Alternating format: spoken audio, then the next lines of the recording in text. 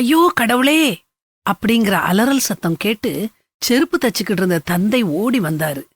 மகன் கண்ல இருந்து ரத்தம் வடிகிறத பார்த்து பதறி துடிச்சாரு.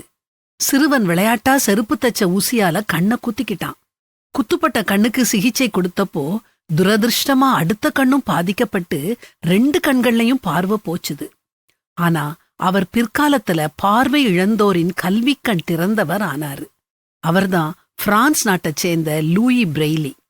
6 புள்ளிகள்ல 63 வகை எழுத்துக்களை எழுதி காட்டினாரு. முரட்டுத் தாள்ல சிறு சிறு துளைகளால அமைக்கப்படும் எழுத்துக்களை விரலால தடவி படிக்கும் முறைய கண்டுபிடிச்சாரு. இது அவர் பெயராலேயே பிரெய்லின்னு அழைக்கப்படுது. ஒரு நிமிஷத்துல 145 வார்த்தைகளை பிரெய்லி மூலம் வாசிக்க முடியும்.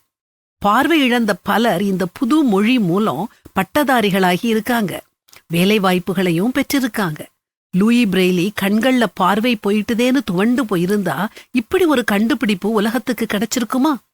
செய்யும் செயல்கள்ல தடைகள் வரலாம், எதிர்பாராத விபத்துக்களால பின்னடைவு ஏற்படலாம். எடுத்த காரியத்தை முடிச்சே தீர்வே அப்படிங்கிற உறுதியோட செயல்பட்டோம்னா அது முடிஞ்சே தீரும்.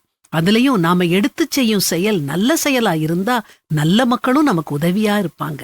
இது தெரியாம தோல்விய கண்டு நாம துவண்டு போயிடக்கூடாது. நம்ம வாழ்க்கையில வெற்றி தோல்விங்கிறது நாம போகும் பாதையில உள்ள மேடு பள்ளம் மாதிரி. வெற்றிய கொண்டாடும் நாம தோல்விக்கும் மதிப்பு கொடுக்கணும். எங்கேயோ நாம தவறு செஞ்சிருக்கோம், அதனாலதான் நமக்கு தோல்வி வருது. தவறு செய்யாத மனுஷங்க இங்க யாரும் இல்ல.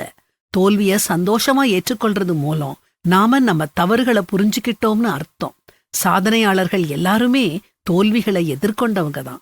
இன்னொரு முக்கியமான விஷயம், தோல்விகளை சந்திக்கும் போது நம்மள படைச்ச கடவுளை அண்டி பிடிச்சுக்கோங்க. நம்பிக்கையோட அவர்கிட்ட பிரார்த்தனை பண்ணுங்க. சோர்வு இல்லாம விடாமுயற்சியோட முன்னேறும் பலனை அவர்கிட்ட கேட்டு பெற்றுக்கோங்க.